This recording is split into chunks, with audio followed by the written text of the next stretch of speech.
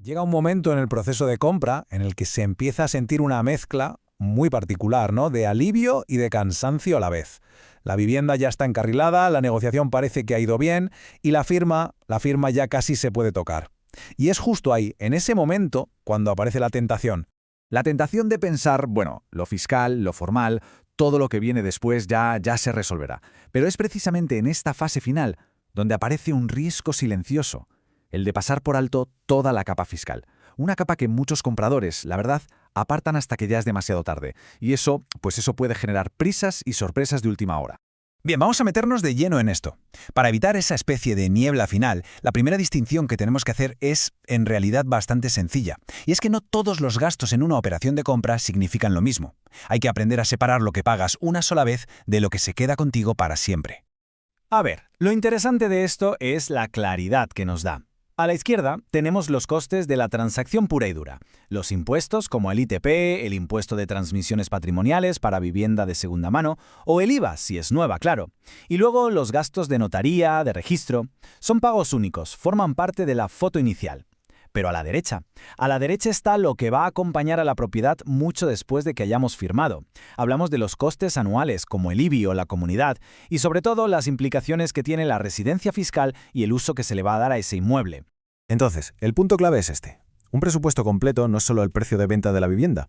En realidad se compone de 4 capas. La primera, claro, es el precio que se acuerda. La segunda, los impuestos de la propia transacción. Tercero, los gastos del cierre. Y cuarto, que a menudo se olvida, una provisión para los costes anuales y un pequeño colchón para imprevistos. Pensar en estas 4 capas desde el principio es, de lejos, la mejor herramienta que existe contra las sorpresas. Vamos ahora con un punto fundamental, porque toda esta comprensión fiscal se vuelve especialmente crítica cuando en la ecuación entra un perfil internacional. Aquí, de repente, el panorama financiero de la compra puede cambiar, y bastante. Un comprador internacional, cuando se mueve en un sistema que no es el suyo, valora por encima de todo 3 cosas. Quiere previsibilidad, es decir, entender los plazos. Quiere seguridad jurídica, o sea, necesita saber que la propiedad es legalmente sólida. Y, de forma fundamental, quiere claridad fiscal, necesita saber cuál es el coste total y real, sin ninguna ambigüedad. Y esto nos lleva a la pregunta del millón, la pregunta que lo cambia absolutamente todo en la lectura fiscal de la operación para un comprador extranjero, y es, ¿cuál es su estatus de residencia fiscal? Porque, ojo, la residencia fiscal no es simplemente dónde pasas más tiempo. Es un concepto legal que lo que define es dónde está tu centro de intereses económicos. Y esta definición es la que lo determina todo, desde qué impuestos se pagan por los ingresos de un posible alquiler hasta cómo se planifica el patrimonio y la herencia. Este gráfico lo ilustra muy bien. No todas las compras son iguales. Una compra residencial, local, sencilla, tiene una complejidad fiscal baja. Pero la compra por parte de un no residente, ya introduce unas cuantas capas más. Y si ya hablamos de una estructura patrimonial compleja, la operación va a necesitar un análisis mucho más profundo y, sobre todo, mucho más anticipado. Tratar los 3 escenarios como si fueran lo mismo es, simplemente, un error. Bien, vamos a cambiar la perspectiva. La planificación fiscal no debería verse como una carga o un trámite pesado. En realidad, es una herramienta estratégica para hacer una compra mejor, una compra más consciente. A veces parece que preguntar por los impuestos es una señal de desconfianza o de querer complicar las cosas, pues nada más lejos de la realidad. De hecho, es una de las señales más claras de madurez en un comprador. Demuestra que entiende que una inversión importante no solo se sostiene por lo bien que empieza, sino por lo bien que queda estructurada para el futuro. Al final, el objetivo no es convertirse en un experto fiscal, ni mucho menos.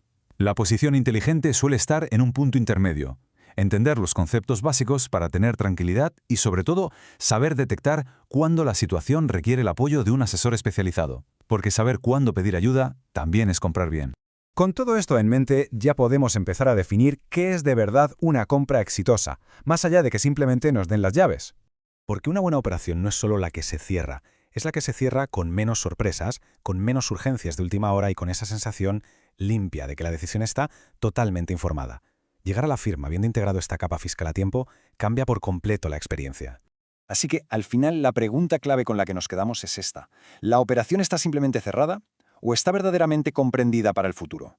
Porque una gran compra no es solo la que se firma, es la que entiende que se paga una vez, que nos acompaña después y cuándo es el momento inteligente de apoyarse en un experto para que todo quede bien estructurado.